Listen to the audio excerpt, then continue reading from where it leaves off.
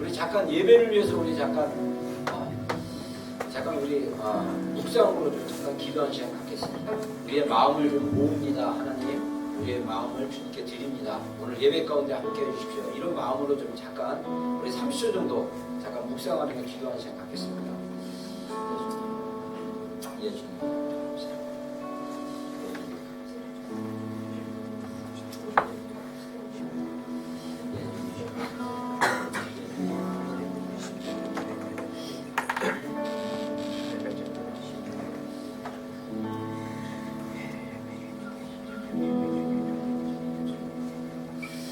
내가 예수 그리스도의 이름으로 이곳을 주의 보혈로 덮노라. 내가 예수 그리스도의 이름으로 여기에 하나님의 영광이 임하였음을 선포하노라. 아멘. 예, 주님, 하나님 기뻐하시는 예배가 되게 하여 주시고, 정말 2014년 8월 첫 번째 주일 예배로 또 하나님께 영광 돌립니다. 하나님, 우리의 예배를 온전히 받아주시고 하나님 기뻐하시는 그런 예배 되게 하여 주시옵소서. 예수님의 이름으로 기도했습니다. 네. 오늘 예배에 오신 여러분들 모두 환영합니다. 저희가 첫 번째 곡은 There is power in the name of Jesus거든요. 우리가 진짜 하나님의 보혈을 의지하면서 그리고 그 보혈을 선포하면서 그 예수님의 그런 파워를 우리가 선포하면서 믿음으로 찬양했으면 좋겠습니다.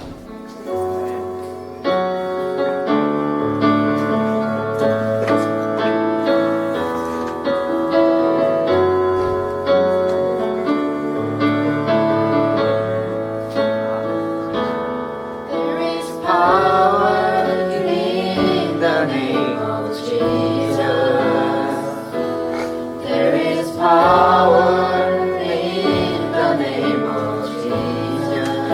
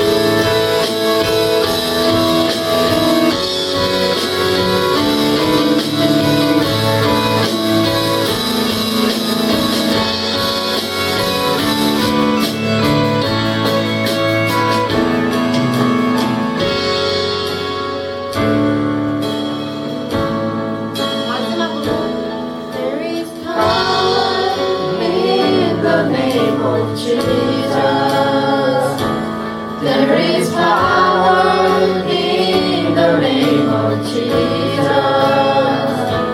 There is power in the name of Jesus. To break every chain, to break every chain, to break every chain. To break every chain, to break every chain, to break every chain.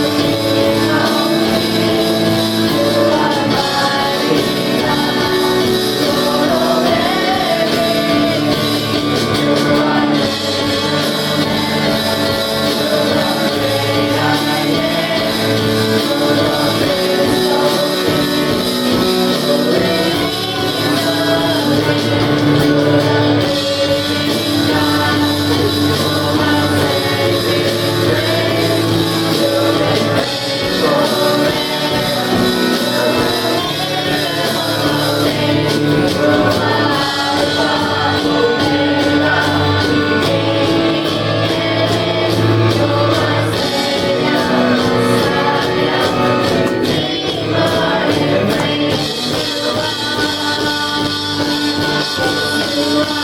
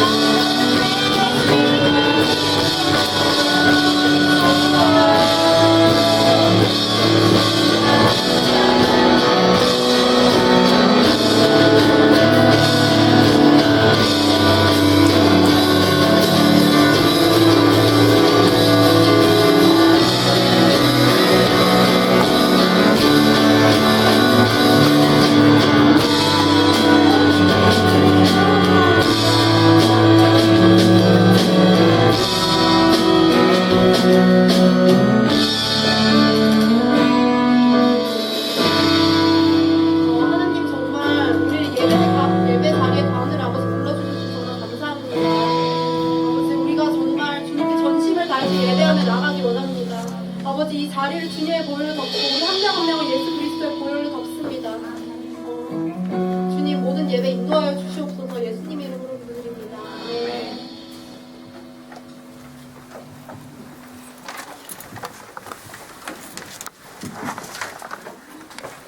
자, 우리 하나님 말씀 보겠습니다. 골로새서 2장 1절로 우리 5절 말씀까지 프레젠테이션에 있습니다. 골로새서 2장 우리 1절에서 5절 말씀까지 보겠습니다. 맥 먹었어. 어? 맥 먹었어. 뭐 먹었어? 컴퓨터가 뭐 걸렸다고? 네, 자, 우리 성경 말씀 보겠습니다. 네, 찾았네요. 자, 우리 골로새서 2장 우리 1절로 우리 5절 말씀까지 좀 보겠습니다. 우리 같이 교독하겠습니다. 1절 제가 읽겠습니다. 내가 너희와 라우디에게 있는 자들과 무릇 내 육신의 얼굴을 보지 못하는 자들을 위하여 얼마나 힘쓰는지를 너희가 알기를 원하노니 이는 저들로 마음에 미안하고 사랑하는 자를 생각하여 만나기에 모든 기도에 하나님의 이름이랑 그들을 하리라. 예, 3절 제가 읽겠습니다. 그 안에는 지혜와 지식의 모든 보화가 감추어져 있느니라. 내가 이것을 말하면 아무도 분명한 말로 너희를 속이지 못하게 하려 함이니라. 자, 5절. 네, 잠깐만요. 5절 다 같이 읽겠습니다. 시작. 이는 내가 육신으로는 떠나 있으나 심령으로는 너희와 함께 있어 너희가 그리스도에게 행하노라. 그리스도를 믿는 너희의 믿음이 굳건한 것을 기쁘게 보리라. 아멘. 아멘. 예. 제가 오늘 그 말씀을 하나님의 비밀인 그리스도 이렇게 좀 준비했는데, 여러분들 그 우리의 신앙은요 이 비밀이라고도 연관되어 있습니다. 그래서 영어 성경에는 사실 비밀하면 시크릿이라고 생각하는데, 사실은 이 언어 성경에는요 미스테리라는 표현이 좀 맞아요. 그 미스테리는 뭡니까? 미스테리는 뭔가 신비하고 뭔가 설명할 수 있는 것 같지만 또 어느 부분에서는 설명은 잘 안 되는데 뭔가 이렇게 영적인 어떤 그런 것들을 우리가 보통 신비라고 얘기하는데, 오늘 성경에서는 비밀이라는 말을 좀 씁니다. 여러분, 정말 예수님이 하나님의 비밀이라는 사실을 우리가 안다면 우리의 신앙의 본질적인 어떤 그 뭐랄까 변화가 있을 수밖에 없어요. 만약에 내가 예수님을 믿고 거듭나고 내가 예수님을 아는 자고 그리스도를 아는 자라면 내 삶이 그리스도를 알기 이전과 알고 나서의 삶이 똑같다면 그건 문제가 있는 거예요. 그거는 비밀이 뭔지를 모르는 사람이에요. 우리가 예수님을 알더라도 지식적으로만 아는 사람이 있고 이것을 신비한 하나님의 비밀로 아는 것이 있습니다. 여러분, 이게 굉장히 중요해요. 근데 우리가 예수님에 대한 우리가 예수님이 하나님의 비밀이라는 걸 알기 위해서 예수님이 어떤 분인가에 대해서 우리가 좀 알았으면 좋겠습니다. 제가 이번 주에 이렇게 묵상하는데 정말 예수님에 대해서 한번 얘기를 나누고 싶은데, 가장 기본적인 거, 여러분들 되게 웃을 정도의 질문 제가 3가지를 좀 준비했습니다. 근데 되게 웃은 것 같은데 어려울 수도 있어요. 자, 질문 1. 자, 일반 상식, 예수님에 대한 일반 상식. 이 3문제를 다 틀린다 그러면 굉장히 일반 상식이 후한 걸로 할 수 있습니다. 자, 다음의 차이점은 무엇인가? 예수님과 그리스도. 어렵죠? 이거 굉장히 상식적이에요. 우리가 예수님, 그리스도. 어떤 차이점이 있을까요? 자, 이거 봐. 저희 리더들 중에 혹시 대답할 사람 있어요? 자, 예수님하고 그리스도가 어떤 차이가 있을까요? 어려워요? 첫 번부터 너무 어려웠나? 자, 자, 한번 눌러주세요. 자, 예수라는 말은 이름이고요. 그리스도는 칭호입니다. 영어로 타이틀이에요. 그래서 원래 예수라는 말의 의미는요. 이게 잘 안 되네. 일단은, 자, 한번 읽겠습니다. 마태복음 1장 21절 같이 읽겠습니다. 아주를 낳으니 이름을 예수하라. 이는 그가 자기 백성을 위해서 구원할 자이시니라. 예, 예수라는 이름은 일반 명사로 그냥 사람들의 이름이에요. 뭐 유이, 뭐 성아, 뭐 이렇게. 새로운 이렇게. 근데 이름을 줬을 때 그 의미를 담아서 지잖아요. 그래서 예수님 시대 때도 예수라는 이름이 많았습니다. 그렇게 많지는 않지만 있었어요. 근데 그 예수라는 이름이 원래 구원한다라는 뜻이에요. 구원한다. 그래서 이 마태복음 1장에 보면요, 이 천사 가브리엘이 요셉에게 나타나가지고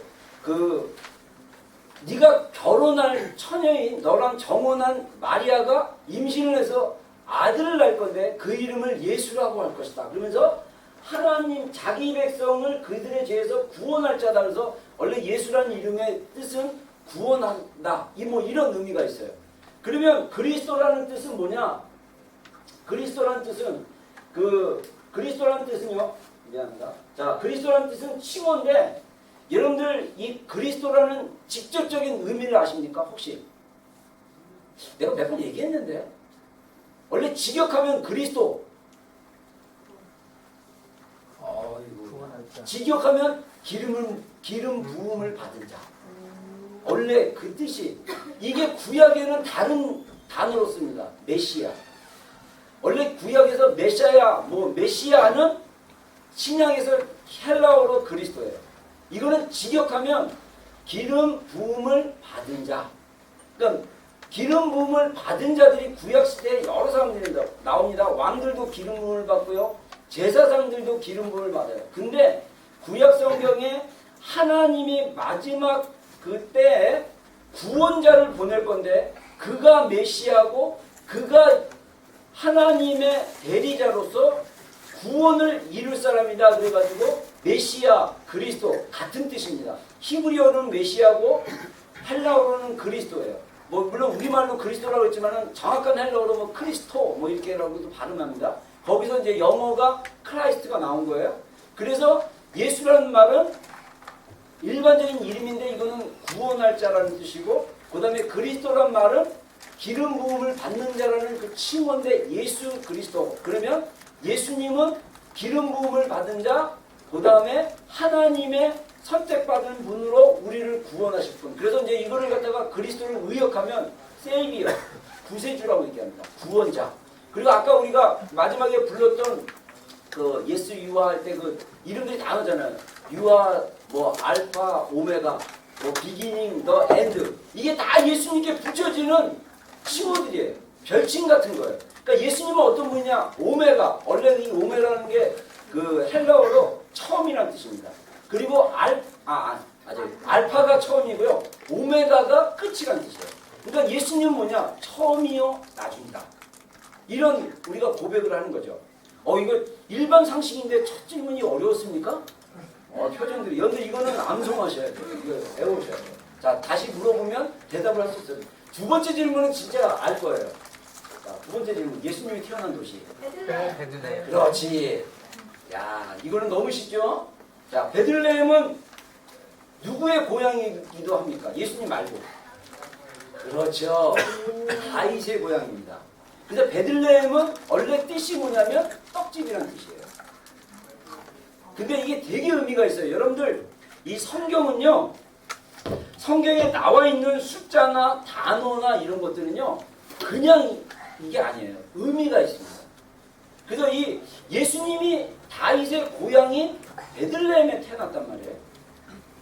그러면 여기 지금 질문에 이어서 연관 질문. 예수님이 자라났던 동네 이름은 뭡니까? 가이사랴?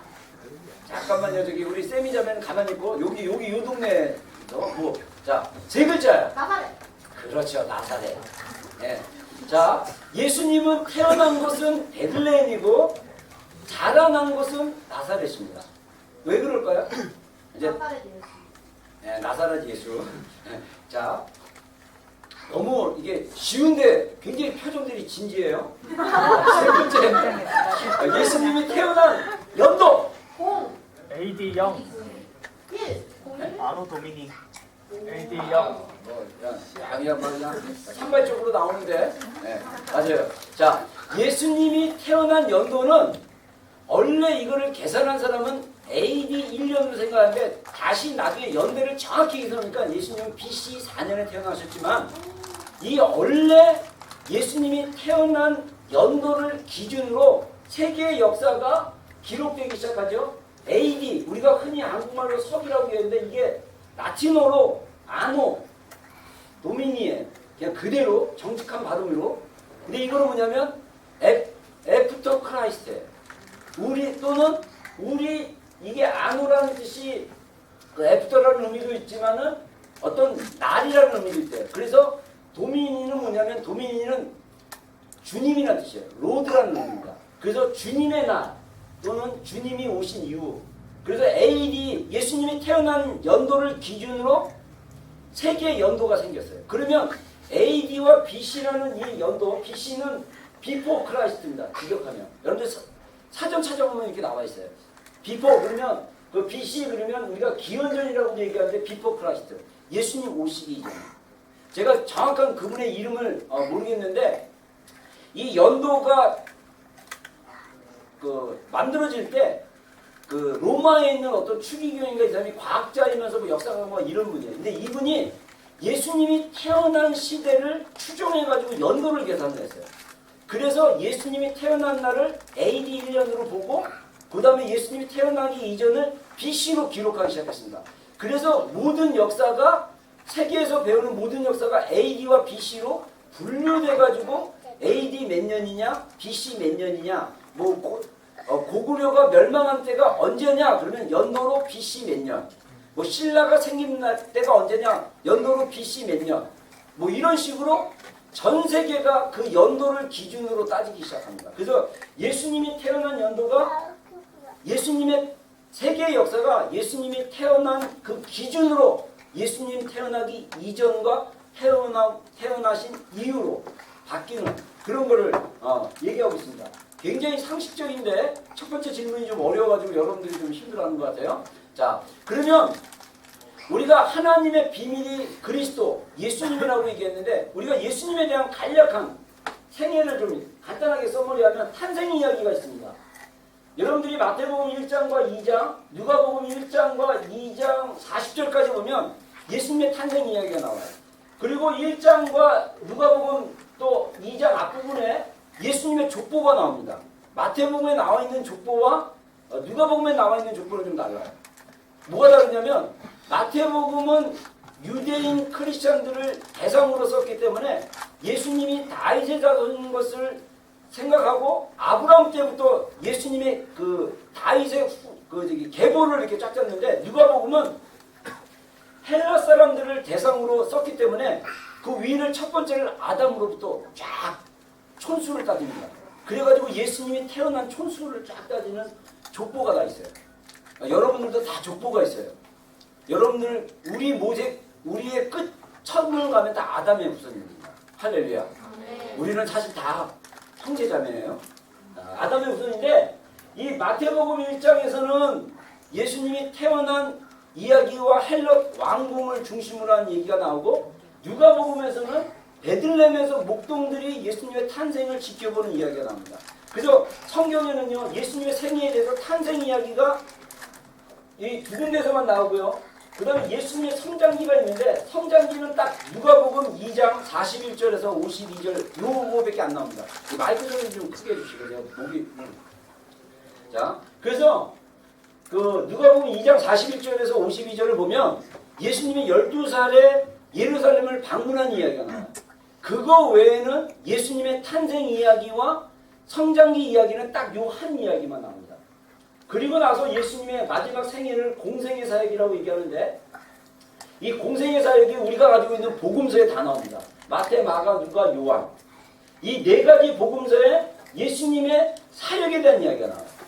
그러면 왜 예수님의 성장기 이야기가 안 나왔을까? 이런 의문을 가질 수도 있어요.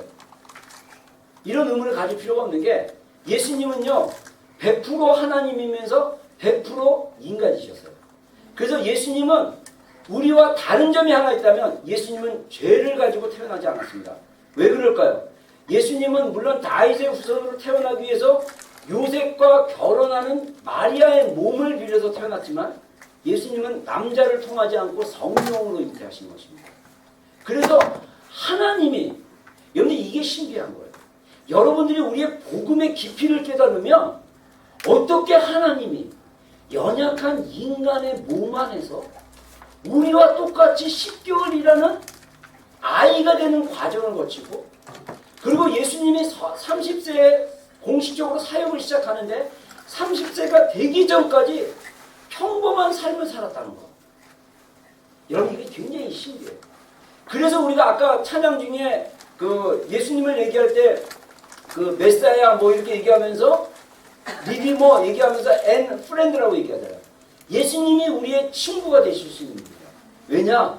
예수님은 연약한 육신을 가진 인간의 몸을 가졌기 때문에 성경에 보면요, 예수님이 피곤함을 느낍니다. 예수님이 피곤해서 낮잠도 주무세요, 배에서. 그리고 예수님이 피곤하시니까 이제 쉬자 그러면서 먹을 것을 먹자 이렇게 얘기해요. 그리고 예수님은 잘못 오해하면 파티를 굉장히 좋아하시는 분을 오해할 수 있을 정도로 이 포도주 즐겨하셨고요. 그래서 예수님 남는다고 막 포도주 즐겨하고 뭐 이러면 안 됩니다. 예수님은 그때 당시 유대인들은 포도주라는 문화가 우리의 음주 문화하고는 달리 그때 당시에는 음료, 물과 같이 이렇게 마셨던 그런 문화가 있었습니다.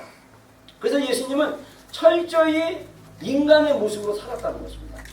그리고 나서 그래서 12살 때 예루살렘 방문한 이야기 외에는 예수님의 특별한 30세 공식적으로 사역을 하시기 전까지는 평범한 나사렛에서 그냥 평범한 목수로서 삶을 사셨다는 거예요. 그리고 나서 공생애적인 삶을 삽니다. 그러면 예수님의 사역이 우리 복음서에 나와 있는 주된 내용인데, 그 예수님의 사역을 어떻게 분류하시냐면요, 하나님의 나라의 선포를 하고 실제로 보여줬다는 것입니다. 자, 우리 마태복음 4장 17절 한번 읽겠습니다. 시작. 그때부터 예수께서 비로소 저하여 이르시되 회개하라 천국에 가까웠느니라 하시더라. 아멘. 자, 우리 저기 세미장 장집사님 누가 거 부탁할까요? 자, 그 예수님께서 복음을 처음 사역할 때 뭐를 선포하냐? 회개하라 천국이 가까웠느니라. 그렇게 선포하셨다는 거죠. 그래서 예수님의 주된 사역은 뭐냐면 하나님 나라 선포예요. 그래서 여러분들이 하나님 나라에 대한 개념도 알아야 돼요. 하나님의 나라에 대한 원리도 알아야 되고요. 하나님의 나라에 대한 상태도 알아야 되고, 하나님의 나라는 어떤 것인지를 우리가 이론적으로 실제적으로 경험하고 알아야 됩니다. 그리고 예수님께서 사역했던 대표적인 사역의 그 세 가지 사역이 있습니다. 다 같이 읽겠습니다. 시작. 예수께서 모든 도시와 마을에 나 그들의 회당에서 가르치시며 천국 복음을 전파하시며 모든 병과 모든 악한 것을 고치시며. 예. 자, 여기서 회당이라는 것은 유대인들이 모여서 안식일날 예배하고 율법을 읽는, 그래서 오늘날 우리로 따지면 교회에서 예배드리는 그런 장소에서 예수님이 티칭을 했다는 거예요. 티칭하고 프리칭, 전파는 뭐냐면 설교도 했다는 거예요. 어떤 거에 대해서요? 굿뉴스 오브 더 킹덤이에요. 하나님 나라의 좋은 소식을 전해줬다는 거예요. 여러분, 우리가 하나님 나라의 좋은 소식에 대해서 많이 알아야 돼요. 이거를 모르면 우리가 그러니까 예수님을 신앙생활하는데 예수님을 믿는데 이게 비밀 관계에서 알게 되면 우리가 하나님의 나라에서 더 깊게 알게 돼요. 우리가 하나님의 나라에 대해서 잘 모르면 우리가 예수님이 하나님이 우리에게 보여주신 너무나 신비로운 비밀의 관계인데 이걸 잘 언더스탠딩 못할 수 있다는 것입니다. 그 하나님의 나라의 모습 중에 하나가 뭐냐면요, 모든 병과 모든 약한 것을 고쳤다는 거예요. 여러분, 물론 교회는요 일반적인 병원은 아닙니다. 근데 교회는 우리가 보통 뭐라고 얘기하냐면 교회는 영적인 병원이라고 얘기합니다. 여러분, 교회 안에서 뭐가 일어나야 되냐면 치유가 일어나요. 이 치유라는 것은 단순한 육체적인 질병뿐만 아니라 마음의 질병, 정신적인 질병, 그 다음에 영적인 질병도 있어요. 영적인 질병. 영적인 질병은 마귀의 공격일 수도 있고, 그 다음에 마음의 질병이 있잖아요. 여러분들 놀랍게도 많은 사람들이 우울증이나 공황장애나 그 다음에 관계를 힘들어하거나 또 이렇게 감정 때문에 또는 이 생각에서 자꾸 이렇게 잡념이 들어오고 막 이런 거, 혼란스러운 거, 정체성의 문제, 그리고 육체의 질병, 이런 것 때문에 되게 고통스러워요. 그래서 이런 것들을 치유하는 사역을 했다는 겁니다. 여러분, 하나님 나라는 뭐냐면요, 하나님의 통치를 얘기합니다. 이 하나님 나라는 우리가 그 조지 레드라는 신학자가 뭐라고 하나님 나라를 신학적으로 표현했는데 이 표현이 가장 적절한 표현이라고 얘기합니다. 하나님의 나라는 이미 왔다. 이렇게 해서 already. 그러니까 하나님의 나라는 이미 왔고 그러나 but not yet. 그래요. 아직 오지 않았다. 이렇게 얘기해요. 이 말은 뭐냐면 예수님이 오심으로써 예수님이 비로소 전파할 때 뭐라고 그랬습니까? 회개하라. 하나님의 나라가 가까이 왔느니라. 근데 여기서 가까이 왔다라는 표현이요. 헬라적인 표현이 뭐냐면 손으로 잡을 만큼 가까이 왔다라는 거예요. 그래서 예수님은 하나님 나라, 지금 하나님 나라가 우리가 보이지 않는 어떤 공간에 천국이라는 영역이 있습니다. 이 천국이란 영역 가운데 하나님의 보좌가 있고 성경이 정확히 얘기하면 하나님의 보좌가 중앙에 있으면 그 우편에 예수님의 보좌가 있어요. 그래서 거기서 천사들과 24 장로들과 또 내 생물들과 막 이런 그리고 이제 구원받은 성도들이 천국에서 지금 예배하면서 행복하게 살고 있어요. 근데 이 하나님의 나라가 지금 우리가 살고 있는 이 자연적인 세계에도 이미 왔다는 거예요. 이게 영적인 하나님의 예수님의 가르침이에요. 그러면 여러분들 보세요. 천국에 병원이 있을까요? 없을까요? 없어요.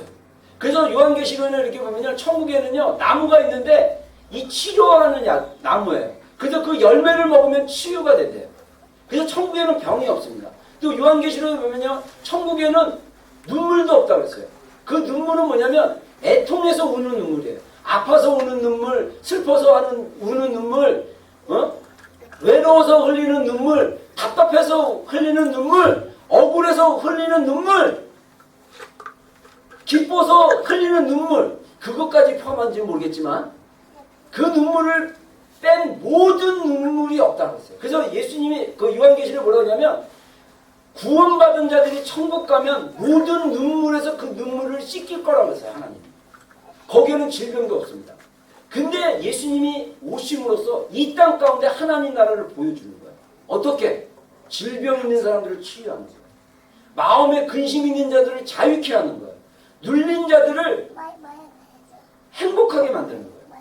이게 예수님이 보여주는 하나님 나라의 사역이었습니다. 그 실제를 보여줬어요. 교회는 하나님 나라의 대리자가 돼가지고 이런 예수님의 실제를 보여주고 선포하고 가르치는 그런 역할을 해야 돼요. 근데 우리의 교회들이 오늘날 하나님의 나라에서 다 지칭을 하지 않고 있죠? 자, 두 번째, 예수님은 예수님의 사역은 어떤 사역이냐? 구원의 역사를 완성하셨습니다. 나중에 우리가 그 예수님의 그 대해서 얘기할 때 이 부분을 더 디테일하게 이제 할 건데, 예수님이 요한복음 19장에 보면요, 마지막에 십자가에서 돌아가실 때 7마디의 말씀을 하십니다. 그래서 가상칠언이라고 얘기해요.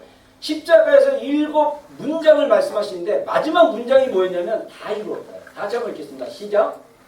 그래서 포도주를 받으시매 이르시되 다 이루었다 주고 머리를 숙이니 영원히 떠나가시니라. 예, 여러분 인류가 생긴 역사 이래로 위대한 인물들이 다 지나갑니다.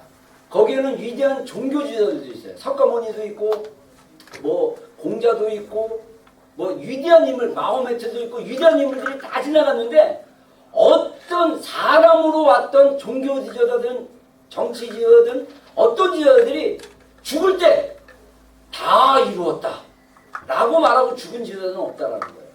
근데 놀랍게도 예수님은요 단지 사역을 얼마큼 했냐 3년 반 정도밖에 안 했어요.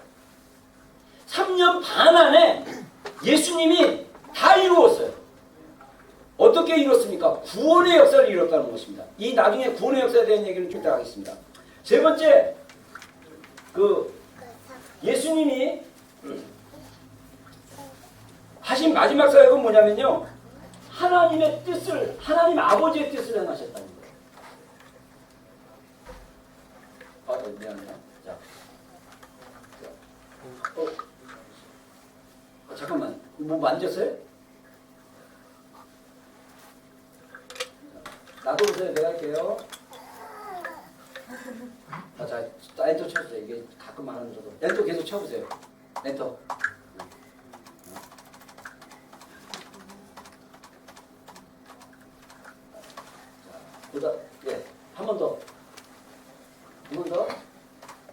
한 번 더. 됐어. 여기까지. 네.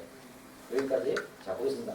자, 하나님 아버지의 뜻을 행하셨다는 거예요. 자, 다 같이 한번 요한복음 4장 한번 읽겠습니다. 시작. 예수께서 이르시되 나의 양식은 나를 보내신 이의 뜻을 행하며 그의 이름을 전하는 것이니라. 예, 아멘. 자, 여러분들이 세 가지 예수님의 사역을 기억하시면 돼요. 예수님의 생애는 탄생 이야기, 성장기, 그 다음에 예수님의 공생의 사역이 있다는 걸 예수님의 그 상해 33세를 딱 통틀어서 얘기할 수 있고, 그러면 예수님이 어떤 사역을 했느냐? 첫 번째 하나님 나라의 선포를 하셨고 실제로 보여주셨고, 두 번째 구원의 역사를 이루셨고, 마지막 세 번째 하나님의 뜻을 행하셨습니다. 물론 이것 말고도 예수님의 사역에 대해서 더 많은 것들을 나눌 수 있지만 간단하게 썸머리 한다면 그런 거예요.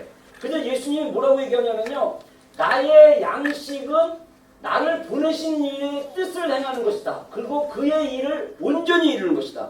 예수님이 아버지께서 이 땅에 보내신 일을 온전히 이루셔서 마지막에 다 이뤘다고 그랬죠. 근데 예수님의 표현이 되게 재밌어요. 뭐냐면 마이 푸드라고 그랬어요.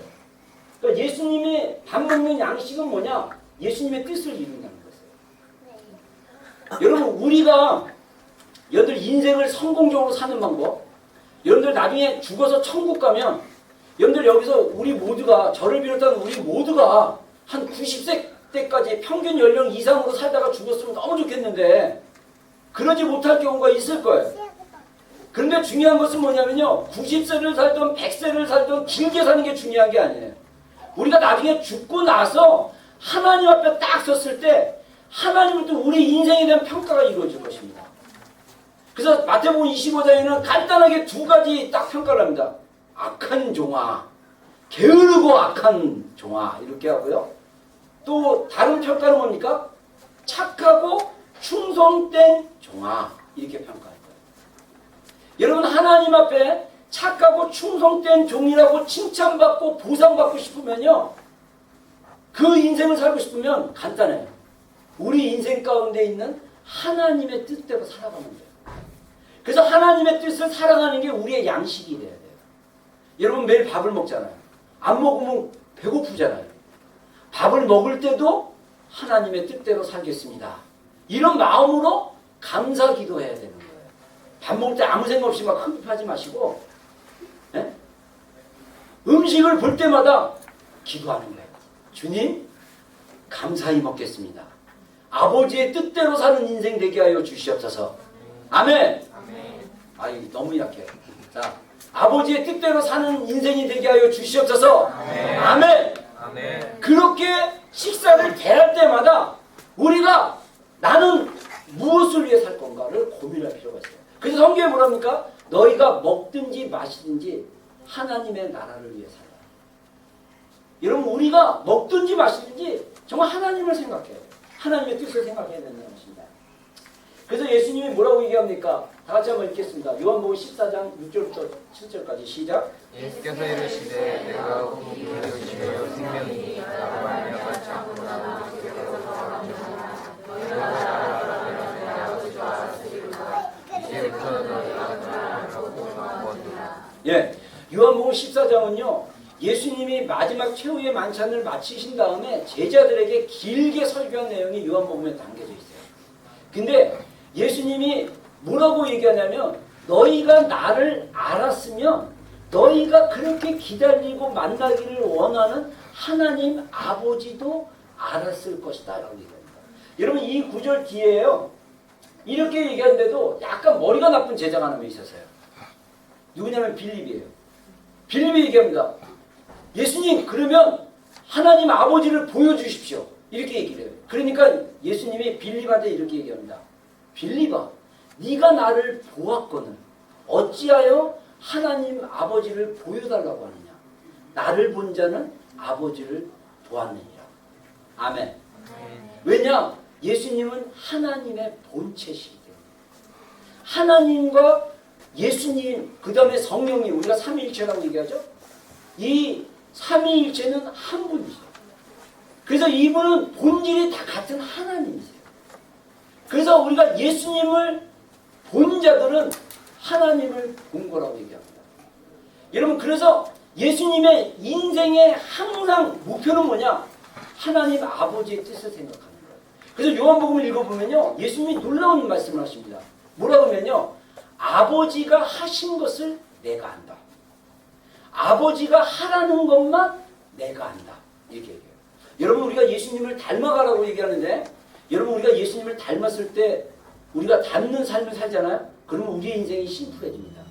여러분 물론 그 저처럼 다재다능한 사람이 있어요. 다재다능 다 인정하지 않지만 다재다능은 아니고 저는 비전이 큰 사람입니다. 하고 싶은 일도 되게 많은 사람이에요. 근데 중요한 것은 뭐냐? 하고 싶은 것을 다 하고 살 수는 없어요. 여러분 오히려 재능이 많은 사람이 크게 성공할 가능성이 낮다고 합니다. 여러 가지로 재능이 많아서. 오히려 한 가지만 잘하는 사람이 성공하고 그 사람이 그 분야에서 잘할 수 있대요. 왜냐? 한 가지에 집중할 수 있기 때문에. 여러분 마찬가지로 우리 인생이 하나님 앞에 야, 너 진짜 인생을 잘 살았다. 너 진짜 굿잡, 웰던, 엑설런트 이렇게 말씀하신 인생을 살아갈 수 있는 방법이 뭐냐? 하나님이 원하시는 것만 하면 돼요. 여러분 그래서 우리가 자주 물어봐야 돼요. 하나님 이걸 원하십니까? 이걸 원하지 않습니까? 여러분 우리가 하나님이 원하는 것이 무엇인지를 분별하기 시작한다면 우리가 예수님과의 그 관계 안에서 올바른 그 비밀을 가진 자로서 올바른 것을 행할 수 있는 자들로 나아갈 수 있는 거예요. 여러분 우리는 세상은요 무조건 선한 일을 하면 좋은 거라고 얘기해요. 여러분 그래서 제가 영어적인 표현인지 모르겠는데 언어적인 표현은 모르겠는데 최선의 적은 좋은 것이다 이렇게 얘기해요. 이걸 영어로 어떻게 번역할지 모르겠어요. 영어는 못 외웠습니다. 번역한 말이 뭐냐면요. 최선의 적은 좋은 것이다 이렇게. 다시 말해서 이것도 좋고 이것도 좋고 이것도 좋고 이것도 좋아. 다 굿이에요. 근데 이게 베스트가 아니라는 거예요. 이거 좋아, 이거 좋고 이거 좋고 이거 좋고 이거 좋고 이거 좋다 보면 자기 안에 베스트가 없는 거예요. 너무 좋기 때문에. 베스트가 우리의 최고의 베스트를 갖기 위해서는 좋은 것도 포기할 수 있어야 돼요. 이것도 잡고 이것도 잡고 이것도 잡고 이것도 잡고 그러면요. 우리가 가장 좋은 것, 최선, 가장 가치 있는 것을 놓칠 수 있어요. 여러분 지금 우리가 살다 보면요. 예수님도 사랑하고 세상도 사랑하고 예수님 사랑하고 연예인도 사랑하고 예수님 사랑하고 이것도 하고 막 그럴 것 같죠. 우리가 진짜 본질로 들어가면요. 예수님만 사랑하는 자들이 살아남아요. 여러분 정말 우리의 그 포커스가 하나님이 원하는 일에 집중해야 돼요. 여러분 우리가 또 잘못하면요. 착한 일 때문에 하나님의 뜻을 저버릴 수 있어요. 여러분 제가 이 예화는 옛날에 한번 했던 기억이 나는데 제가 그 예수전도단 그 YM 간사 중에 한국인 자매가 있습니다. 저보다 3살인가 많은 자매였는데 그분이 옛날에 내가 훈련받았을 때 10년 전에 훈련받았을 때 통역을 맡았던 간사였어요. 근데 이분이 싱글이었어요. 근데 이분이 옛날에 저희 훈련 끝나고 이제 미국에 잠깐 여행하러 갔다가 미국에서 차를 빌리고 고속도로를 주행하다가 갑자기 바퀴 한 척이 빠지는 바람에 고속도로에서 정지를 했어요. 근데 이분이 뭐 영어 통역도 하니까 영어도 굉장히 잘하시는 분이죠. 근데 차에서 고속도로에서 자기 이제 바퀴 빠졌으니까 이 키도 되게 작고 이게 연약하거든요. 그러니까 도움을 요청하려고 막 사람들에게 손을 흔드는데 사람들이 쭈삣쭈삣하고 돌아가더래요. 근데 어떤 흑인 분이 딱 세워서 이렇게 도와주고 이제 스피어 타이어 이렇게 다 갈아주고 막 이랬대요. 그래서 너무 고마워가지고 이 간사가 이제 막 영어로 막 얘기하다 보니까 이분이 알고 봤더니 목사님이었어요. 그래서 너는 목사니까 늘 도와주겠다 이렇게 얘기했더니 뭐라고 했냐면 나는 아무나 안 도와준다. 주님께 물어본다. 주님 도와줄까요? 그럼 도와줘라. 그럴 때 도와준대요. 왜 그러냐? 내가 주님이 도와주라고 하지 않는데 도와주면 정작 주님의 도움을 필요한 사람을 도와줄 수 없다는 거예요. 자기가 가진 자원과 시간은 한계가 있는데 눈에 보기에 좋다라고 무조건 도와준다면 하나님의 뜻이 이루어질 수 없다는 거예요. 여러분 때로는요. 내가 도와줄 것 같아. 막 그냥 너무 안쓰럽고 막 그래서 도와줘야 될 것 같아. 어쩔 때는요. 주님께 물어봐야 돼. 물어봐서 도와주지 말라 그러면 안 도와줘야 돼요. 왜? 그 사람은요. 그 기간 동안 그 인내와 어떤 그 고난과 어려움을 통해서 주님을 더 깊이 만날 수 있는 과정이 될 수도 있어요. 근데 내가 확 도와줘 버려. 그래서 주님 만나려고 하다가 왜 못 만나? 이럴 수도 있다라는 것입니다. 여러분, 그래서 우리가 항상 선한 일을 하든 어떤 일을 하든 주님께 물어보고 하십시오. 주님의 뜻을 구하십시오. 주님이 그렇게 살았습니다. 예수님은 그런 인생을 살아나셨어요. 그래서 예수님의 인생은 이 땅에서 하나님이 보내신 모든 아버지의 뜻을 행하신 분이에요. 그래서 이분이 돌아가실 때 나는 다 이루었다라고 얘기할 수 있는 놀라운 그런 고백이 있습니다. 여러분, 우리가 100% 하나님의 뜻대로 살 수는 이가 힘들다는 걸 알아요. 적어도 우리가 하나님 앞에 섰을 때, 예, 주님 내가 이 땅에 살면서 주님 앞에 부끄럽지 않고 주님이 원하는 삶을 살아냈습니다라고 자랑스럽게 살아갈 수 있는 삶이 필요합니다. 그러기 위해서는요, 예수님처럼 아버지의 뜻을 물어보는 삶이 필요하다는 거예요. 그리고 그러면 세 번째, 하나님의 비밀이신 예수님. 그 비밀은 뭐냐면 예수님의 초림에 대한 비밀이에요. 초림이라는 건 예수님이 두 번 오십니다. 한 번은 오셨어요. 예수님이 베들레헴에서 마리아의 몸을 빌려서 오신 거예요. 이걸 초림이라고 얘기해요. 예수님이 이 땅에 인간의 몸으로 오신다는 그 예언이 성경에 굉장히 많이 나와 있습니다. 구약 성경에도 많이 나와 있어요. 예언대로. 그래서 마태복음이나 이런 데 보면 예수님의 그 어떤 초림, 예수님의 오심에 대한 예언이 어떻게 성취된지에 대한 이야기가 다 나와요. 근데 이 예수님이 오신 게 뭐냐? 비밀이라는 거예요. 무슨 비밀이냐? 만세와, 우리 다 같이 한번 성경 구절 한번 읽겠습니다. 시작.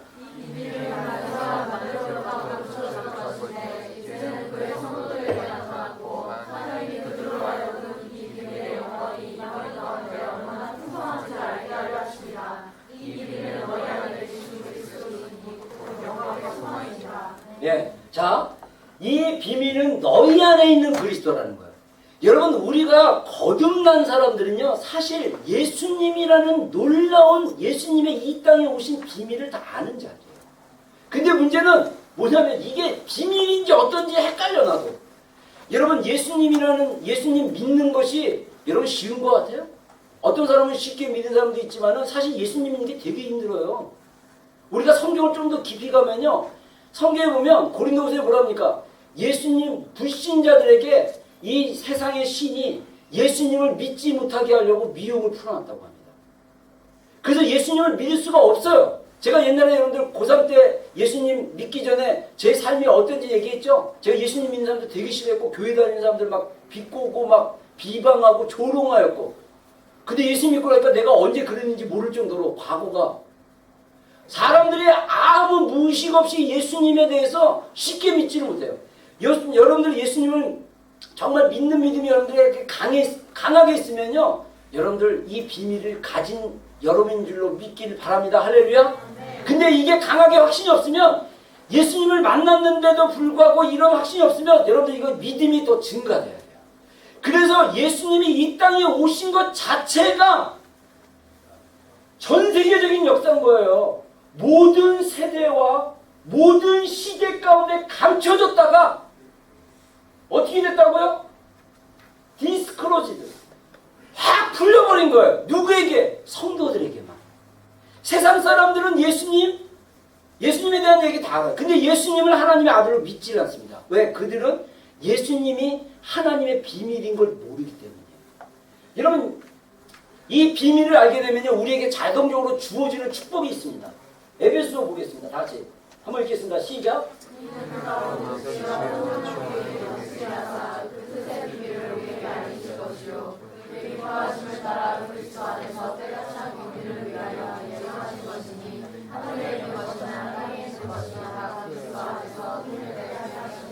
예, 여러분, 여기에 경륜이라는 말이 나오는데 이 경륜은 뭐냐면요, 하나님이 아무 때 예수님을 이 땅에 보내지 않았다는 거예요. 하나님의 타이밍에 예수님을 2000년 전에 이 땅에 보내시고 구원의 역사를 이루어 가시는데, 이 예수님을 만나는 자들에게 뭐가 넘치느냐?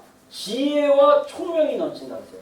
여러분, 여기서 지혜와 총명이 뭡니까? 위즈덤과 언더스탠딩이에요. 여러분, 이 예수님 잘 믿는 사람들은요, 기본적으로 딱 깔려있는 게 똑똑해야 돼요. 이해가 쉬워야 돼요. 근데 나는 예수님 믿는데 잘 헷갈린다. 이거 비밀을 잘 못 깨달아서 그래요. 아 진짜 여러분들 이게 제가 그냥 하는 소리가 아니라 여러분 우리가 읽었던 본문에도요. 골로새에 뭐라고 얘기하냐면요. 본문에도 3절에 그 안에 지혜와 지식의 모든 보화가 감추어졌느니라. 예수님 안에 뭐가 감추어졌냐면요. 지혜와 지식이라는 놀라운 보화가 감춰진 거예요. 여러분 여기서 재밌는 게 지혜는 위즈덤이고요. 그 다음에 지식은 언더스탠딩입니다. 자, 여러분 언더스탠딩 영어로 쫙 오죠? 이해하는 거예요. 뭘 봐도 이해가 돼. 책을 읽어도 이해가 되고 영화를 봐도 이해가 되고 사람을 얘기해도 이 사람이 어떤 얘기인지 잘 이해가 되는 거예요. 이런 이해함이 풀린다니까요. 예수님에 대한 비밀을 깊이 아는 자들은. 그리고 지혜가 생겨요. 그 지혜는 뭐냐면요. 상황에 대처할 수 있는 그 상황에 대처할 수 있는 어플리케이션이라고 그럴까요? 적용이에요. 누가 이렇게 딱 얘기했는데 지혜가 없으면 당황하잖아요. 이거 어떡하지? 이거 어떡하지? 막. 근데 주님이 지혜를 주세요. 그러면 정말 당황하고 어려운 환경에도 그것을 잘 풀어낼 수 있는 그런 적용이나 이런 것들이 오는 거예요. 지식이. 여러분 이게 지혜입니다. 그래서 이 예수님은요. 예수님이 이 땅에 오신 것 자체가 전 세계 가운데 하나님의 놀라운 비밀이 되어버린 거예요. 오늘날 2000년 전에 예수님이 오고 이렇게 복음이 전파되고 이렇게 교회들이 많고 이렇게 기독교적인 영향력이 있음에도 불구하고 많은 사람들이 예수님을 인격적으로 못 만나요. 그들은 감춰진 거예요. 그래서 예수님이라는 그 신비, 그 비밀이 뭔지를 모르는 거예요. 우리 교회 가운데, 지체들 가운데 감사하게도 예수님 믿기 전과 예수님 믿고 나서의 삶이 있는 친구들이 좀 많아요. 다른 교회에 비해서. 근데 여러분 이런 비밀을 알게 된 과정이나 그 경험들이 여러분의 말로 고백되어져요. 여러분 재밌는 사실 아세요? 여러분들이 신앙생활 쫙 하고 있잖아요. 나중에 이제 성공했어요. 그 매스컴을 타게 되거나 유명한 강사가 되잖아요. 여러분의 현재의 삶이 간증이야. 진짜라니까. 여러분 예수님 만난 그 간증 제가 에스더 가서도 해요. 할렐루야. 여러분 여기서 제가 사역하는 게 한국 가서 얘기하면 간증이 돼요. 왜? 이게 삶이라는 게 참 신기한 거야. 내가 현재 살 때는 찌질하고 별거 아닌 것 같고 맨날 이런 것 같은데 내가 어느 순간에 성공했고 사람들 앞에 내 인생에 대해서 이야기하기 시작한다면 지극히 평범하고 아무것도 아닌 것 같은 인생이 하나님의 시각으로 바뀌면 그게 놀라운 하나님의 간증거리가 되는 거예요. 사람들에게 그랬어요? 아 그랬군요 라는 반응을 끌어낼 수 있는 삶이 되는 거예요. 이게 미스테리라는 거예요. 할렐루야. 우리가 주님을 더 깊게 알면 알수록 하나님의 때가 만나지는 거예요. 여러분 이게 예수님의 초림 자체가 하나의 비밀입니다.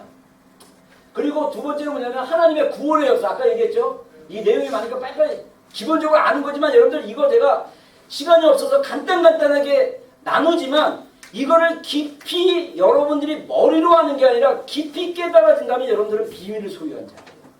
비밀을 경험한 자들입니다. 근데 비밀을 아직 경험하지 못하고 알고 있는 사람들은 뭐와 같냐면요. 내 안에 컴퓨터로 따지면요. 하나님의 비밀을 풀 수 있는 코드가 내 몸 안에 딱 있는데 이 소프트웨어 안에 있는데 이게 인스톨이 안 된 거야. 인스톨이 안 돼가지고 계속 이게 걸러지는 거야. 근데 인스톨이 되면 확 틀려요.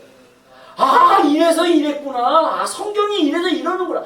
목사님이 그때 이렇게 얘기한 게 이거였구나. 확 이해되는 거예요. 그래서 이거 인스톨로 풀어야 돼. 어떻게 하느냐? 기도하고 막 열심히 찬양하고 주님 막 믿고 그래야 돼요. 자, 십자가로 죄를 사하신. 성경에 뭐라고 얘기합니까? 다시 읽겠습니다. 시작.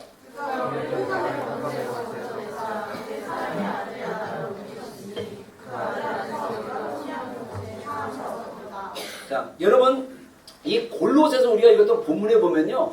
자세히 읽어보면 골로새 교인들에게 사도 바울이 뭐라고 얘기하냐면 내가 너희를 본 적이 없지만 내가 너희를 이렇게 얘기해요. 유일하게 사도 바울이 쓴 서신서 중에 로마서와 골로새 교인들은요. 사도 바울이 아직 만나보지 못한 교인들이었습니다. 그래서 성경학자들에 의하면 이 골로새라는 지역의 지역은 누가 개척을 했냐면 에바브라라는 평신도가 나중에 목회자가 되어서 이제 이 골로새 지역을 개척해갖고 교회를 세우기 시작해요. 근데 이 에바브라를 통해서 골로새 교인들에 대한 이야기를 듣습니다. 근데 이 골로새 지역에 있는 성도들이 어떤 위험이 있었냐면 이 골로새 지역 자체가 이단성이 굉장히 높은 지역이었어요. 특히 골로새하고 에베소서 내용이 좀 비슷한, 교리적으로 비슷한 내용들이 있는데 이 골로새하고 에베소서는요 굉장히 영적인 도시였습니다. 어느 정도냐면 마술을 마음껏 향하고 막 이런 도시였고 천사 숭배도 있었고 뭐 영지주의도 있었고 막 이런 어떤 이단들이 되게 많았던 지역이었어요. 그러다 보니까 이 골로새 교인들은요 우리 요즘 말로 얘기하면 모태신앙이 한 명도 없었어요. 그냥 생짜배기였는데 예수님 믿었어요. 그들을 향해서 사도 바울이 뭐라고 얘기합니까? 그가 우리를 흑암의 권세에서 건져냈다. 흑암의 권세가 영어로 뭡니까? The Dominion of Darkness라는 거예요. 어둠의 영역이 있다라는 거예요. 여러분 어둠의 영역은요 영적으로 파워가 굉장히 셉니다. 어둠의 영역에 노출되고 거기에 잡혀있는 사람들은요 거기에 쉽게 넘어가요. 예를 들면 우리가 상담학적으로 교육학적으로 그렇게 얘기하잖아요. 청소년 시절에 폭력 게임을 많이 하면 폭력적으로 바뀐다고. 진짜 그래요. 여러분들 이 게임이라는 게 신경이 곤두세요. 막 하다 보면요 막 그냥 이 시신경을 통해서 막 신경 집중해야 되잖아요. 막 승질내잖아요. 그러면 욕이 자연스럽게 막 나옵니다. 막 나오고 거칠어져요. 그러다가 중단하면 막 분노가 폭발합니다. 저도 승질나고 이겨도 승질나. 왜냐? 이겼는데 한 게임 더 해야 되는데 못하게 하니까. 이게 뭐냐면요. 우리가 좀 더 우리가 마지막 때를 봤을 때 프리메이슨이나 이 음모론 쪽으로 봤을 때 게임이나 영화나 이런 걸 통해서 우리의 감성과 우리의 감각과 이런 것들을 어떻게 하냐 더 자극적으로 만들어요. 여러분 요즘 제가 우리나라 그 연예계 기사나 이런 걸 이렇게 스킵해서 보면요, 뭐 걸그룹이나 이런 사람들이 너무 막 뭐랄까 성적인 표현들을 너무 적나라하게 한다고 막 그러더라고. 이런데 청소년기에 젊은 시기에 자극을 받게 되면 뭐가 발달하냐면 그쪽에 관심이 많아지는 거예요.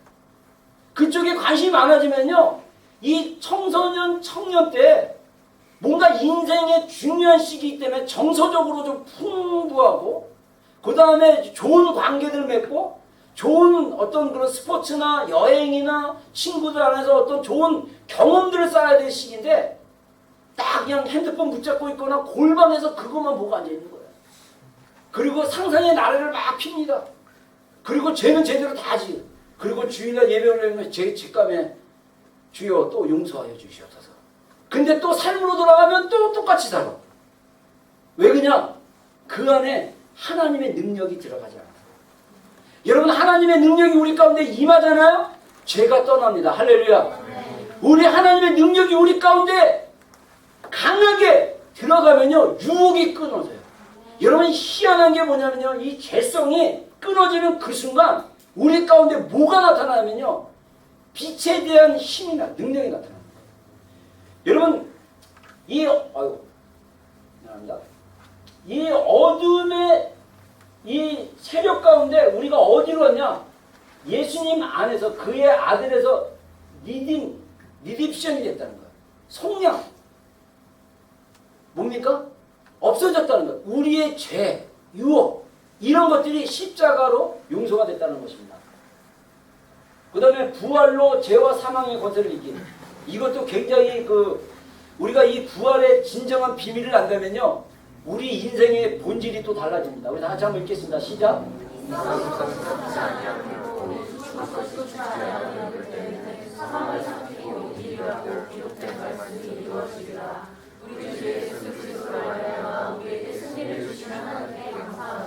아멘. 자, 우리의 육신은요 썩어집니다. 근데 나중에 우리가 부활하고 정말 예수님이 다시 재림할 때 주님 안에서 죽은 자들이 먼저 살아난다 했어요. 그때 우리의 육체의 부활이 이루어져요. 그러면서 아마 모르겠습니다. 천국에 있는 우리 영과 이 땅에 있는 몸이 하나가 돼가지고 거룩한 하나님의 몸으로 바뀔 거예요. 그랬을 때 우리는 이제 죄와 싸울 필요도 없어요. 이미 죄를 극복했기 때문에. 그래서 죄와 사망을 이긴 게 부활의 영입니다. 나중에 이걸 자세히 디테일하게 할 수 없지만 이런 비밀이 있다는 겁니다. 그 다음에 재림으로 하나님의 심판을 실현하신, 우리가 예수님을 알게 되면 이 중요한 핵심 것들을 우리가 이해하기 시작하는 거예요. 물론 여러분들 제가 이 나눴던 이런 내용들이 다 100% 확 와닿게 우리가 깨닫지 못한다 할지라도 우리의 신앙이 이것을 완전히 깨닫는 신앙으로 들어가야 돼요. 재림, 예수님의 세컨 커밍이 있다라는 것입니다. 그래서 먼저 첫 열매인 그리스도요, 다음에는 그가 강림하실 때 그리스도께 속한 자요, 그 후에는 마지막이니 그가 모든 통치와 모든 권세와 능력을 멸하시고 나라를 아버지께 바칠 때라. 그가 모든 원수를 그 발 아래 둘 때까지 반드시 왕노릇 하시니 맨 나중에 멸망을 받을 원수는 사망입니다. 여러분, 제가 이것도 디테일하게 오늘 나눌 수 없지만 예수님이 다시 재림하시는 것은 하나님의 심판을 이 땅에 세우는 거고요.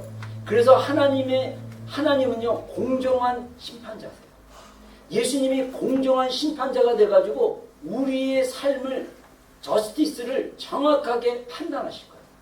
그래서 모든 왕과 모든 권세들이 다 예수님 앞에 발 아래서 판단을 받게 되는 거예요. 이게 재림의 핵심적인 것입니다. 그래서 우리의 찬양이 어떤 찬양이 되냐? 예수님이 위대하신 분이고 예수님이 왕이라는 이런 고백의 찬양들이 계속 나와야 되는 거예요. 여러분, 지금 우리의 신앙은요, 예수님의 다시 오심을 기다리는 신앙이 돼야 돼요. 너무 안타깝게도 우리 교회 안에서 예수님의 다시 오심을 얘기하면 이상하게 생각합니다. 이거 잘못된 거예요. 여러분, 우리는요, 예수님의 다시 오심, 재림, 세컨 커밍을 기다리고 기대하고 사모하고 예수님이 우리 세대 때도 올 수 있다라는 믿음을 가지고 우리가 살아야 돼요. 이게 정상적인 신앙생활인 거예요. 이런 정상적인 신앙생활을 살기 위해서는 어떻게 되냐? 예수님이 하나님의 진짜 깊은 비밀이라는 것을 우리가 알아야 된다는 것입니다. 그러면 이제 마지막으로 하나님의 비밀을 알면서 결론은 뭐 항상 비슷해요. 결론은 항상 비슷해요. 뭐냐? 네? 다 같이 읽겠습니다. 시작.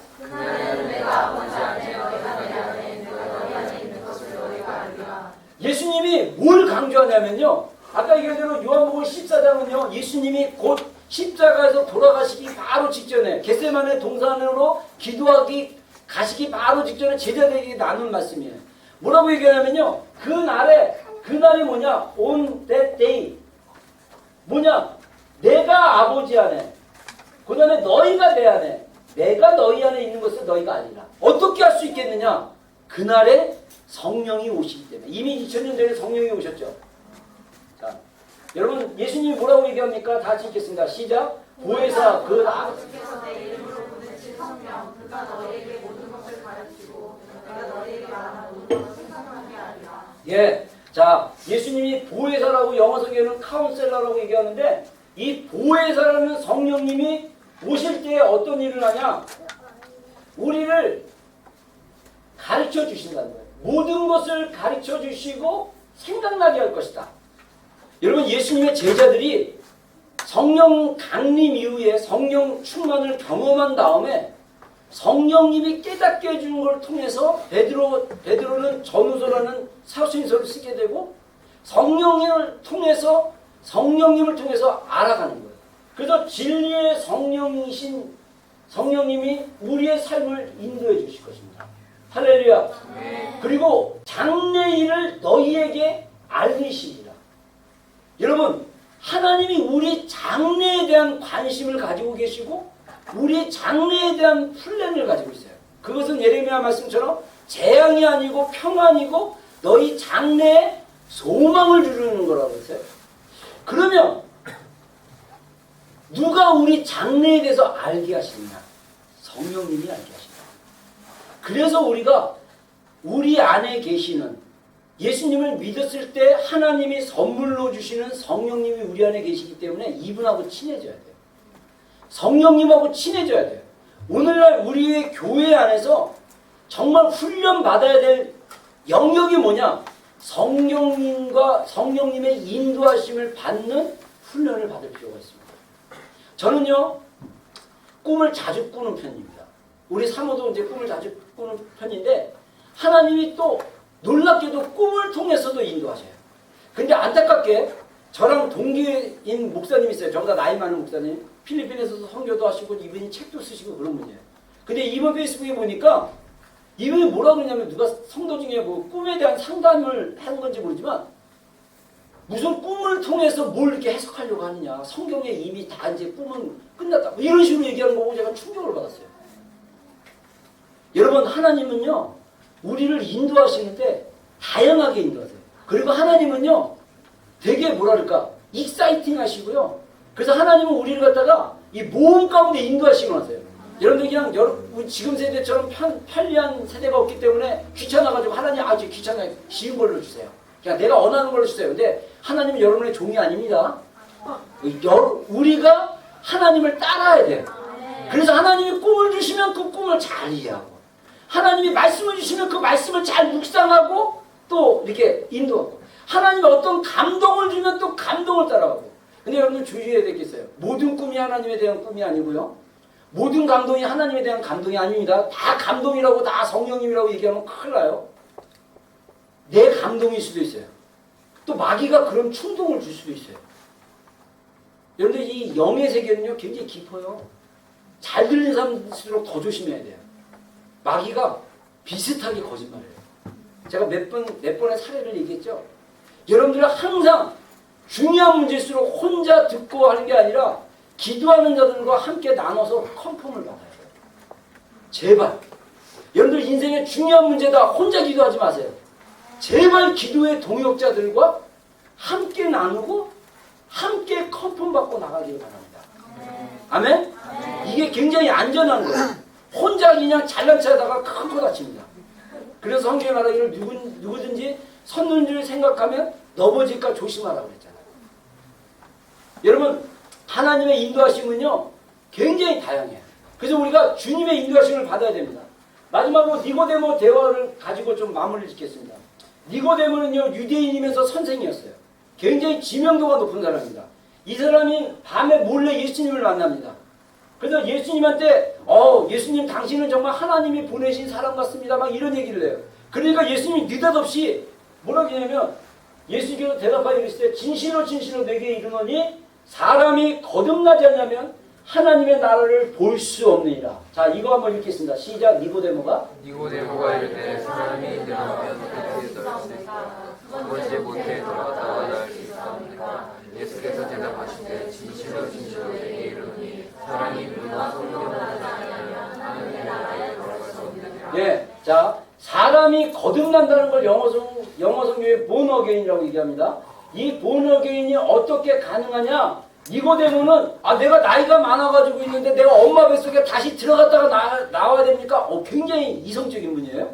그렇게 질문하니까 예수님이 뭐라고 정확한 답을 줍니까? 물과 성령으로 나지 않냐면, 그러니까 물과 성령으로 거듭나야 된다는 거예요.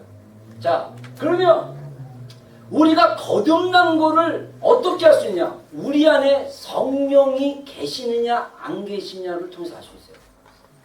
여러분, 성경을 보면요, 자세히 보면 성령님에 관련된 말씀들이 되게 많은데, 성령으로 거듭나지 않는 자들을 우리가 불신자라고 얘기해요. 근데 그 불신자들 안에는요 처치 고어라고 얘기합니다. 교회 다니는 사람도 있어요. 교회 다닌다고 거듭나는 게 아닙니다. 인격적으로 예수님을 만나야 돼요. 인격적으로 예수님을 고백해야 돼요. 그래서 우리가 어떻게 인격적으로 예수님을 만나냐? 예수님을 하나님의 아들로 인정하고, 예수님의 십자가가 나의 죄를 위해서 돌아가셨다는 것을 인정하고 고백해야 돼요. 그리고 내가 죄인이라는 것을 시인해야 돼요. 그래서 성경에 뭐랍니까? 너희가 마음으로 믿어 의에 이르고 입으로 시인하여 구원에 이르리라. 여러분, 이런 인격적인 고백을 통해서 우리가 주님을 만날 수 있어요. 물론 그것만이 아니라 사실은 저처럼 기도하다가 예수님에 대해서 몰랐어요. 예수님이 하나님의 아들이고 나의 죄를 위해서 십자가 잘 몰랐어요. 그냥 무조건 주여 하고 기도하다가 성령이 임했어요. 어떤 분은 군대에서 1년 동안 고3 때 교회를 열심히 다녔다가 그때 신앙도 없고 고백도 없는데 그 군대 가가지고 내용반에서 딱 줄 서고 있는데 갑자기 무서운 상사가 나타나가지고 예수 믿는 새끼들 나와! 그랬더니 다 무서워가지고 못 나갔대요. 근데 그 안에서 그분 안에서 뭐라냐면 너잖아 나가. 그래가지고 이분이 YN 간사인데 그리고 자기가 깜짝 놀랐대요. 내가 예수님 믿어? 나 아닌데? 근데 안에서 너야 나가. 그래서 나갔대요. 그랬더니 얘만 빼놓고 앞으로 교회 다니지 막 이런 식으로. 여러분 놀랍게도 하나님의 초자연적인 신비가 구원이 우리가 기본적으로 예수님을 시인하고 고백하면 구원 얻습니다라고 얘기하지만 하나님의 구원의 신비는 놀라운 거예요. 여러분 정말 모르는 거예요. 이게 신비하다는 거예요. 근데 중요한 건 뭐냐?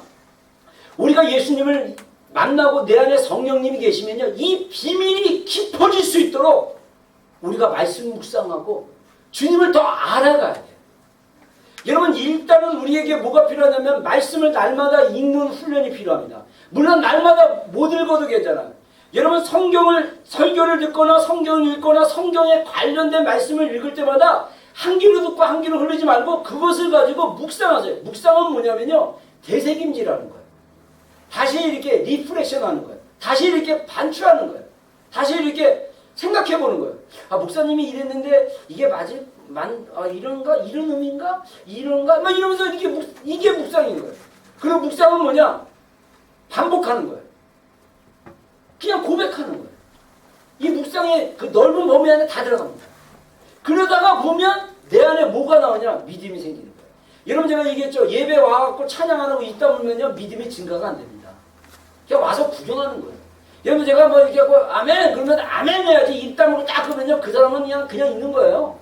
인생은 그렇게 살지 마세요. 인생을 잘 삽시다. 효율적으로 삽시다. 할렐루야. 할렐루야 하면 아멘 한번 하는 거예요. 할렐루야. 아멘. 인생의 효율성은 뭐냐면요, 그냥 은혜 받을 자리에 있으면 그냥 얼떨결에 아멘. 그냥 아멘. 그냥 나도 그냥 습관적으로 아멘 하다 보면 말씀이 올 수도 있어요. 할렐루야. 꼭 마음으로 믿어야만 아멘 아멘 하면 진짜 얼마나 알아요. 여러분들 얼굴 표정 보니까 그럼에도 불구하고 고백하고 시인하고 받아들이고 반응하고 할렐루야. 그러다 하나님의 놀라운 역사가 일어나는 거예요. 여러분 우리의 신앙은요 신비한 거예요. 이게 한번 깨달아지기 시작하잖아요. 기가 막히고 코가 막힙니다. 막 이해가 돼요. 막 이렇게 신나요. 막 진짜 이런 거 없이 신앙생활하니까 얼마나 힘들어요. 그렇죠? 그러니까 열심히 여러분들 찬양하고 기도하고. 여러분들 우리 신앙은요 생명이 있는 거예요. 생명. 인상 쓰고 인생을 사는 게 아니에요. 진짜 기뻐야 돼. 막 기뻐갖고 웃음이 막 나와야 돼. 그러려면 하나님의 비밀인 그리스도를 만나요. 정말 이분에 대한 비밀이 깊어져야 됩니다. 여러분 안에 정말 주님에 대한 이해와 주님에 대한 경험이 깊어지기를 주의 이름으로 축원합니다. 그래서 결론으로, 아까 결론이 좀 길어졌는데 간단한 삶의 적용점을 얘기하자면요, 여러분 안에 있는 성령님과 대화하기 시작하세요. 물어보세요. 주님 이렇게 주님. 그냥 가만히 계시면 계속 주님 대답할 때까지. 그러다가 잠들어도 괜찮아요. 그러다가 딴짓해도 돼요. 또 생각나면 주님. 근데 놀랍게도요, 우리 안에 계신 성령님이 우리에게 말씀하셔요. 대화하기를 원하세요.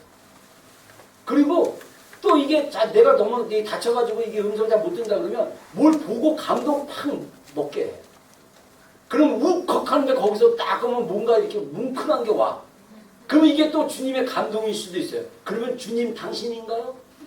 주님이 주시는 건가요? 이렇게 딱 그러면 눈물이 더 쏟아진다. 그러면 주님이군요. 막 이러면서 막 이러다 보면 주님과의 관계가 열리기 시작하는 거예요.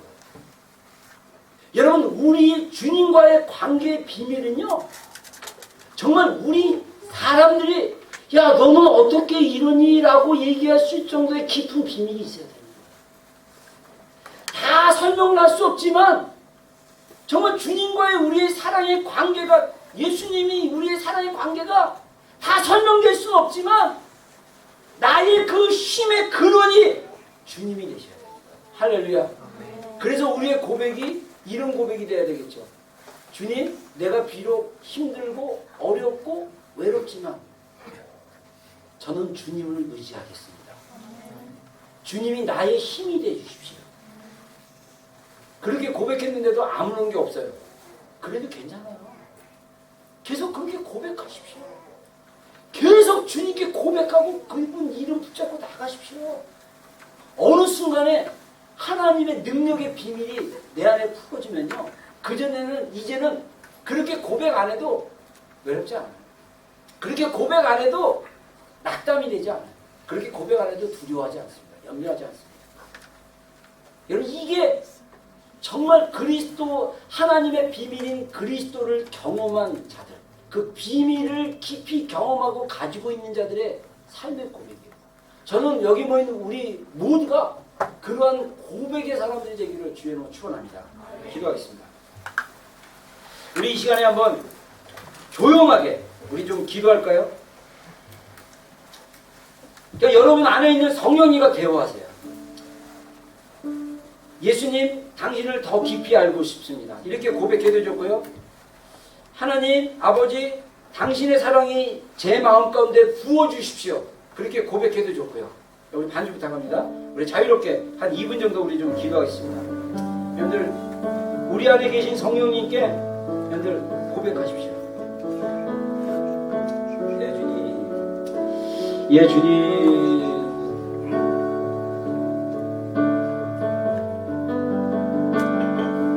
예, 주님. 주님, 주님을 찬양합니다. 주님을 높여드립니다. 예, 주님.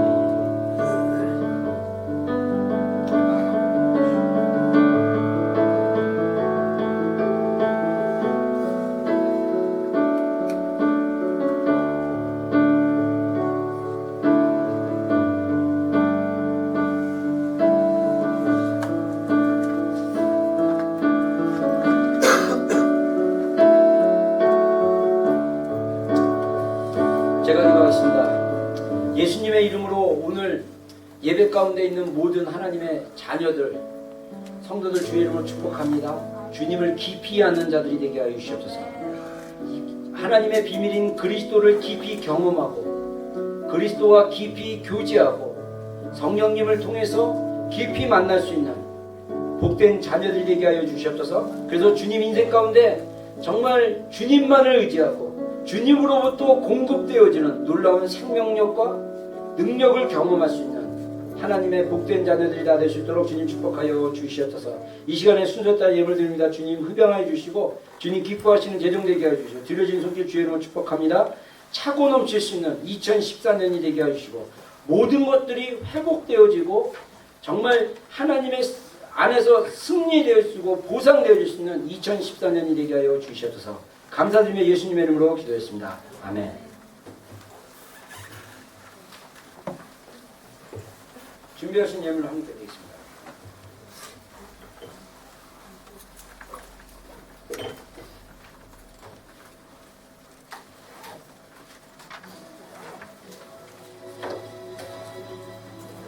주님 말씀 따라 나는 걸어가네.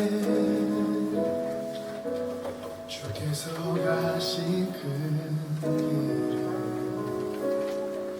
믿음에 눈들어 주를 바라보며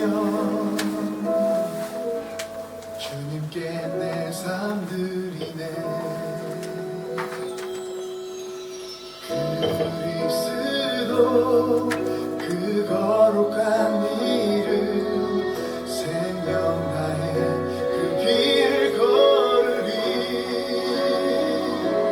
예수 예수 예수 그 사랑 없으면 나는 무엇도 아니요.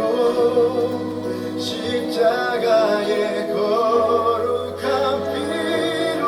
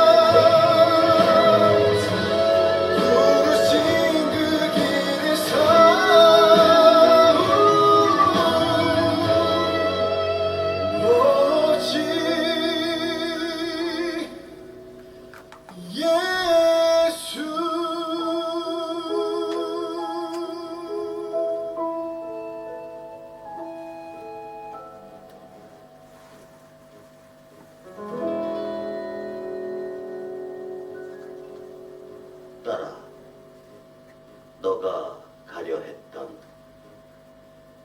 그 사명자의 길 아빠가 이어갈게. 사랑한다. 예. 자, 우리 저기 뭐 너무 주제가 무거워서 내 마음이 무거워지네요. 자, 우리 이번 주 그 저기 처음 우리 지연 친구, 예, 자매 처음 왔었나요? 처음 방 전화 왔었나? 아니 처음이죠. 예, 환영합니다. 우리 박수 한번 치겠습니다. 오신 분들 있습니까? 네, 없습니까? 우리 이제 이번 주 내일 모레 화요일부터 디보셔널 워십이라고 그냥 딴 게 아니고 한두 명이 나와가지고 그냥 7시부터 1시간이나 1시간만 정도 이렇게 찬양하거나 혼자 예배하는 그런 시간을 좀 가질 거예요. 그래서 8월달 명단이 다 짜졌죠. 네, 그래서 만약에 그 준비 안 된 사람이 하다못해 그냥 프로젝트 켜놓고 그냥 찬양을 틀어놓더라도 여러분들 화요일날 저녁 7시에 만약에 기도하고 싶으면 오셔서 자유롭게 기도하셔도 돼요. 뭐 설교나 이런 거 없고 그냥 이렇게 만약에 이렇게 찬양하는 게 이런 게 너무 좀 안 맞아서 거슬린다 그러면 저기 카페 가서 기도하셔야 되고 저 그거 지금 이제 그 우리 예배팀들을 우리가 어떻게 훈련시키냐면 하나님 앞에 이렇게 혼자 같이 이렇게 팀을 짜서 예배하거나 혼자 예배할 수 있는 그런 시간을 좀 가지려고 그래서 같이 이렇게 디보셔널 워십이라고 그래가지고 그냥 두 명 2인 1조로 해갖고 이렇게 호흡 맞춰서 같이 찬양하고 그냥 기도하고 그냥 하는 거고 여러분들은 그냥 자유롭게 와서 앉아서 성경 읽다가거나 기도하다가 이렇게 앉아있다 가도 돼요. 그리고 수요일날 하프앤볼은 우리 중보 기도가 있고 그럽니다. 그래서 우리가 주중 모임이 있는데 그 월요일날 북한구원 우리 아웃대 강좌 7시에 모이고 비 오면 우리가 이제 그 칼스 주니어 앞에서 이렇게 모이는데 이거는 리더들이 좀 이렇게 한 달에 한 번씩은 꼭 필수로 참석할 수 있도록 좀 이렇게 권하고 싶고요. 그 다음에 북한에 대한 마음이 있는 사람들은 한 달에 한 번이라도 좀 와줬으면 좋겠습니다. 그래서 우리가 서명도 받고 좀 간단하게 기도도 하고 그러는데 화요일날은 이제 앞으로 매주 화요일마다 디보셔널 워십이 있으니까 여러분들 자유롭게 이거는 옵셔널입니다. 그리고 수요일날 하프앤볼 예배도 옵셔널입니다. 이거는 여러분들이 자유롭게 와서 기도하고 이렇게 가셔도 돼요. 그리고 금요일날 기도회가 8시에 있는데 이거는 리더들하고 예비 리더들은 필수로 참석하는 그런 모임이고요. 그래서 금요일날 저녁에는 우리가 좀 이렇게 만약에 제가 이렇게 설교를 하면 중요한 이렇게 주일날 이렇게 풀지 못하는 좀 중요한 핵심 가치들을 좀 금요일날 좀 풀고 그다음에 이제 뭐 우리 이제 감동 가운데로 우리 지체들 중에 좀 세어링 할 거 있으면 또 나누게 하고 그래서 이번 주 금요일날은 우리 그 김하인 자매가 그 제주도 열방대학에서 훈련받은 그 주제 중에 하나를 가지고 한 30분 정도 이렇게 티칭할 거예요. 그래서 그런 시간 외부에서 좀 사람이 와서 좀 이렇게 나누고 그런 시간을 좀 가지려고 합니다. 그래서 여러분들 시간 되시는 분들 참석하시면 됩니다. 그리고 우리가 8시에서 한 10시나 10시 반 사이에 이렇게 모임이 끝나는데 마지막 한 30분 정도, 40분 정도는 개인 기도할 수 있도록 이렇게 찬양 틀어주고 이렇게 자유롭게 개인 기도하니까 근데 기도하고 싶은 사람들은 좀 와서 기도했으면 좋겠습니다. 그리고 우리 그 송기철 장로님이라고 치유 사역 하시는 분이 8월 15일, 16일 이틀 동안 오신다고 합니다. 그래서 우리가 이때는 좀 같이 오클랜드 순복음교회 집회에 참석하는 걸로 하겠습니다. 만약에 여러분들 이렇게 질병이 있으면 기도하고 믿음으로 기도하고 준비하셨다가 그날 좀 이렇게 기도받아서 좀 치유되는 걸 좀 하시면 좋겠어요. 고질적인 병도 괜찮고요. 이분이 아주 굉장히 대단하십니다. 그래서 여러분들 인터넷에서 송기철 장로님 이렇게 치시면 좋은 정보들 많이 있으니까 이렇게 참석했으면 좋겠습니다. 우리 또 다른 광고 없습니다. 같이 일어나서 이제 마지막 찬양 부르고 우리 예배로 축도를 위해서 마치겠습니다.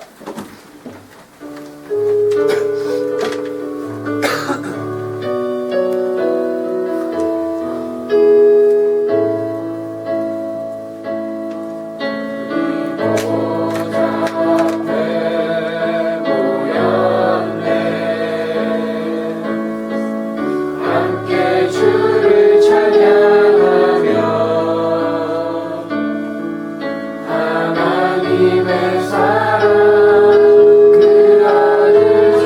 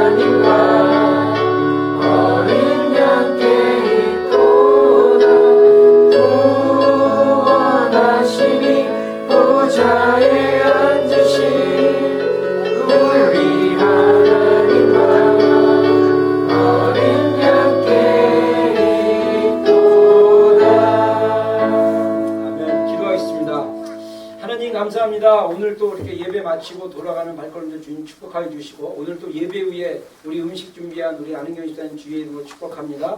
2014년 주님 안에서 또 구하고 또 주님 앞에서 기도하는 모든 제목들이 응답받을 수 있도록 축복하여 주시고 약속으로 준 내 자녀들 믿음 안에서 잘 성장하여 하나님 나라의 귀한 하나님 통로 되고 일꾼 될 수 있도록 축복하여 주시옵소서.